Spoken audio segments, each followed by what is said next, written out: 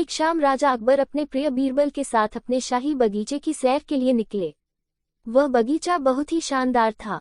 चारों ओर हरियाली ही हरियाली थी और फूलों की भीनी भीनी खुशबू वातावरण को और भी खूबसूरत बना रही थी।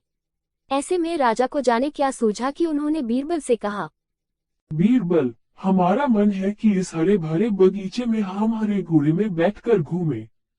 इसलिए मैं तुम्हें आदेश देता हूँ कि तुम 7 दिनों के अंदर हमारे लिए एक हरे घोड़े का इंतजाम करो।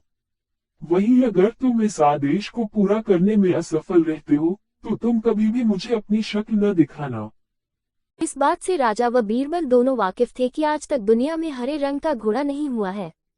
फिर भी राजा चाहते थे कि बीरबल किसी बात में अपनी हार स्वीकार करें। इसी कारण उन्होंने बीरबल को ऐसा आदेश दिया। मगर बीरबल भी बहुत चालाक थे। वो भली भांति जानते थे कि राजा उनसे क्या चाहते हैं, इसलिए वो भी घोड़ा ढूंढने का बहाना बनाकर 7 दिनों तक इधर उधर घूमते रहे।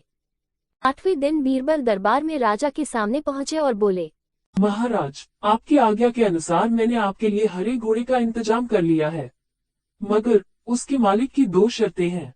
उद्धरण चिन्ह। राजा ने उत्सुकता से दोनों शर्तों के बारे में पूछा।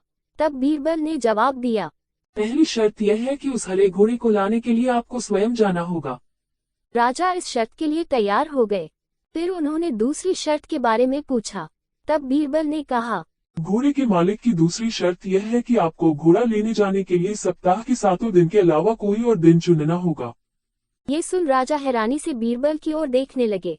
तब बीरबल ने बड़ी सहजता से जवाब दिया, महाराज, घोड़े का मालिक कहता है कि हरे रंग के खास घोड़े को लाने के लिए उसकी यह खास शर्तें तो माननी ही होंगी।